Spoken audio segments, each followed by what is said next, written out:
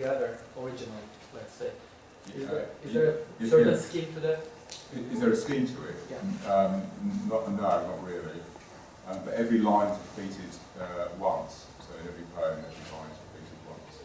So it's sort of like a revisiting of each line. So listening to the poem, you'll probably recognise lines and words, but immediately you can't place where you've heard them.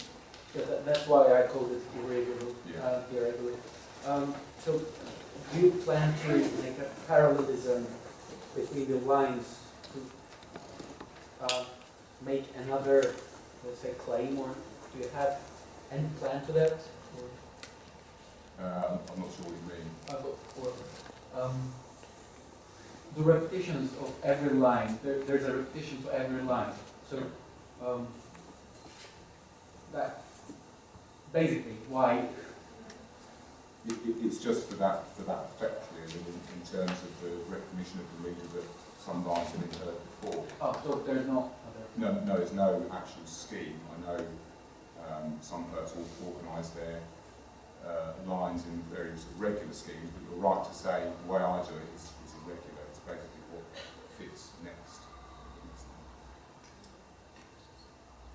And is there anything beyond the kind of auditory echo that you're looking for? Or? Well, there's obviously the echoes of meaning as well, and lines obviously change in their context and in position where they're spoken or read. So I think that's quite interesting as well. The way words can mean totally different things, even though they're the same.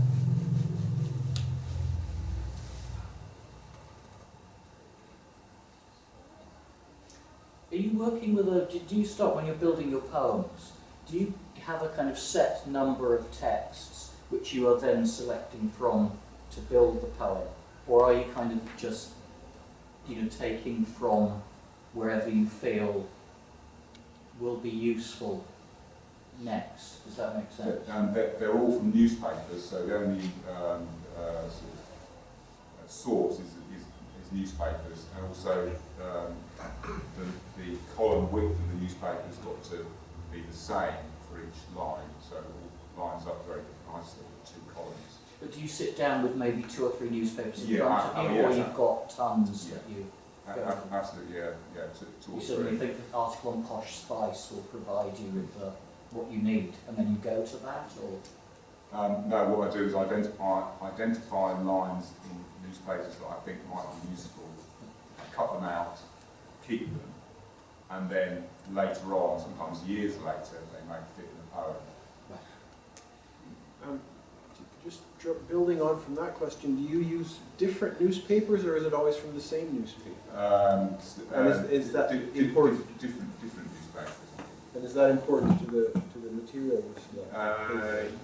Yes, it's of some importance, I think. It's sort of the lines that I'm after, because sometimes I think journalists obviously have to produce text very quickly, and sometimes they don't do it in as subtle a way as they can. They just want to get something down on the page, and sometimes you can begin to recognise that in their stories. So they often repeat words and repeat phrases themselves because there's pressure on them to produce what they're being paid for, and that's quite interesting, I think, to detect those sorts of things.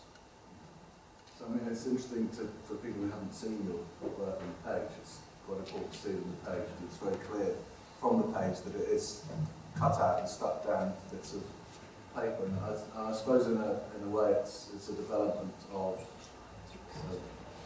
Burroughs and Geison's old cut-up technique. It's cutting things up and putting them aside and then reassembling. And like that, it's often said something other than the words in the original content. Yeah, that's right.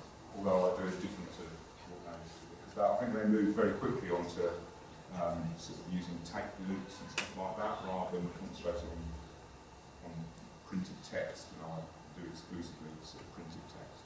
How does it read the upside down? I read the words in reverse order.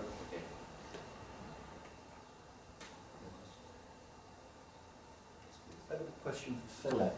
Just given the content of a number of your poems and the culture of fear and intimidation in British universities. Has your Vice-Chancellor agreed to blurb your next book? Well, I haven't put that question to it, but I probably won't. I don't know. I sort of work under the assumption that Vice-Chancellors don't read poetry. But I did hear recently that there's a benign Vice-Chancellor at Roehampton who does occasionally read. We were just talking about how we were going to, produce the Paradisos at our university. Yeah. And Tony suggested that we would have Jeff Wilson as our If you're beatrice. looking for promotion, that's the right book to choose.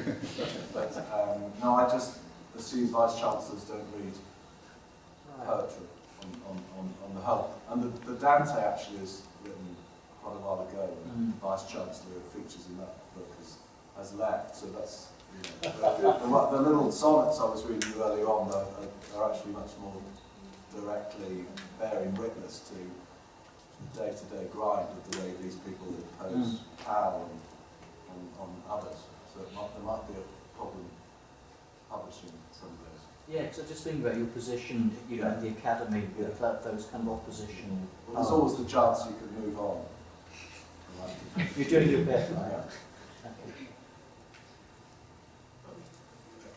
I wonder, Philip, also if you ever think about the fact that you're using such topical material at this precise moment. You have references to politicians and people in the power, specific people in mind who are alive. And do you ever think about that in any way? What's your take on that fact of using that, or is that something that's totally immaterial to you? No, I think it's very important, but I haven't thought much about it. To sort of follow the instinct and do it really, and if there are consequences, worry about them afterwards.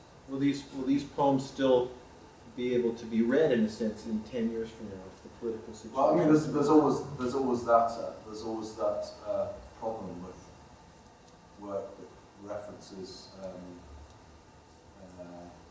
things you might normally read about in a newspaper, or politicians come and go, and you want poetry to stick around. Some of it does, some of it doesn't. I mean, one of the reasons for translating Dante was that if you read Dante, one of the stumbling blocks for reading Dante is that you have to read so many footnotes to find out who these popes and you can find out who the popes are, but you can't find out who a lot of the people are. And so there's a lot of detailed political reference in Dante that is lost on all but the most learned contemporary readers. So if you replace these people with vice-chancellors and David Cameron or something, it gives you the kind of immediate resonance and sometimes risk and comedy that I think is there in Dante. But inevitably, my version's not going to last forever. I doubt anyone will ever write footnotes to it either. But, I mean, there's a certain shelf life to stuff that references contemporary politicians who, thank God, don't stick around for ever. But on the other side, you get a resonance and immediacy, and you're talking about a world that is immediate to you. But you do run the risk of having a short shelf life.